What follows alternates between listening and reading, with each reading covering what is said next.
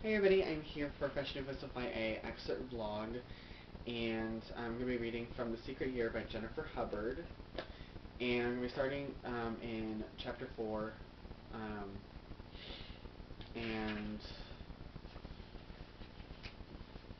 so far what has just happened is um, Colt has gotten the notebook from Julia's brother, and because well, Julia dies. And Colt and Julia had been together, I think, like for a year or something like that, but it was in secret, so, and she had been writing in this notebook letters to him, but he never got them, because I guess she decided not to send them, or I'm not entirely sure, so, because I haven't finished the book, I don't know if it's, revealed or not, but, so I'm going to be starting with just a short excerpt.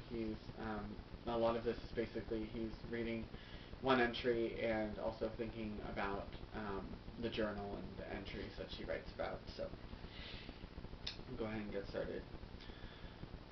I wondered what had happened between the first entry in Julia's notebook when she wrote that she had to break up with Austin, and the Monday night when she came up with the arrangement that we had until she died. Why had she decided to stay with him? I read the second entry in her book, which was written on the Sunday before she slipped that note into my locker. Dear C.M., I wish I could be strong enough to dump Austin. He's coming over tonight, and I can't stand the thought of stretching my face to smile, smile, smile, when all I can think about is you. And then he'll be pawing and clawing me. I guess you don't want to hear about that, but how do I know I can trust you after one night? It was so good talking with you, touching you. I thought I was going to melt all over you.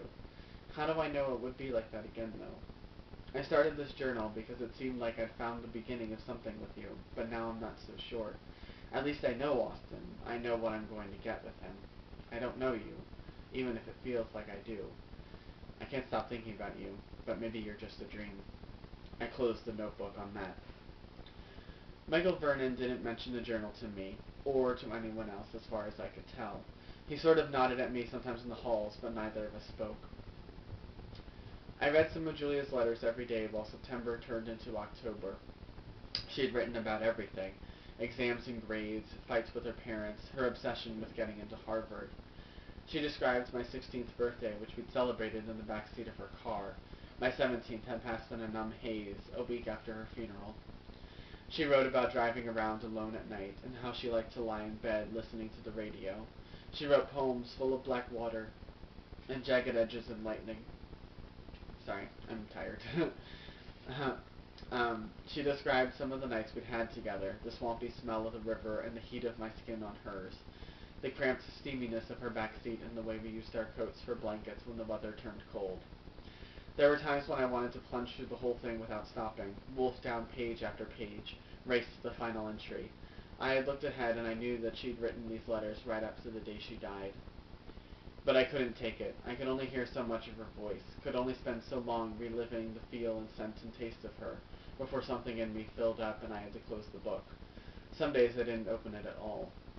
I lived 2 Octobers at the same time, the one around me and the one in my head, the one I'd shared with Julia. Sometimes I'd get them confused, and I'd expect to see her at the river, scooping handfuls of orange leaves from the riverbank and showering me with them the way she'd done the year before. This fall had grayer, colder days. When I walked in the icy, spitting rain after reading her letters about starry nights, it seemed like more than a year had passed since then. At the end of October, I dreamed about Julia for the first time since she'd died. In my dream, she stood in the front entryway at school, just inside the glass doors. Sunlight streamed over her. I don't know why I dreamed about her in the light, since most of the time I had spent with her was in the dark. Anyway, she stood there smiling at me like nothing was wrong. I said, "They told me you were dead." She laughed and said, "You'll believe anything, won't you?" And then I woke up, before I could get over the shock of seeing her again. That week, I saw Austin Chadwick walking with his arm around Emily Barrett. For the first couple of weeks of school, people had treated Austin like a victim of terminal illness. They practically whispered when they talked to him. Gentleness oozed from every pore. But that had worn off, and now nobody paid any special attention to Austin. The fact that he was with Emily didn't seem to shock anyone but me. I wondered what Julia would have thought. That's the end of the excerpt I'm going to be reading, so I hope you guys enjoyed it, and what else? Um, be sure to go out. The book is out in stores now, I believe, and so be sure to go out and get a copy if you like what you hear and what you've read so far about it, all of that. So, oh, I am so sorry. I've just been so tired because I'm recording this the day after New Year's Day, I guess, and I'm still kind of catching up on sleep, and so because I haven't gotten a whole lot of sleep these past 2 nights. So.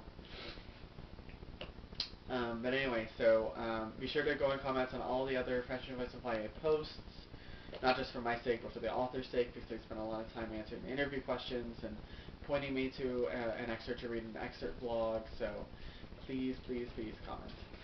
So I'll see you guys next time I do a vlog. All right, bye.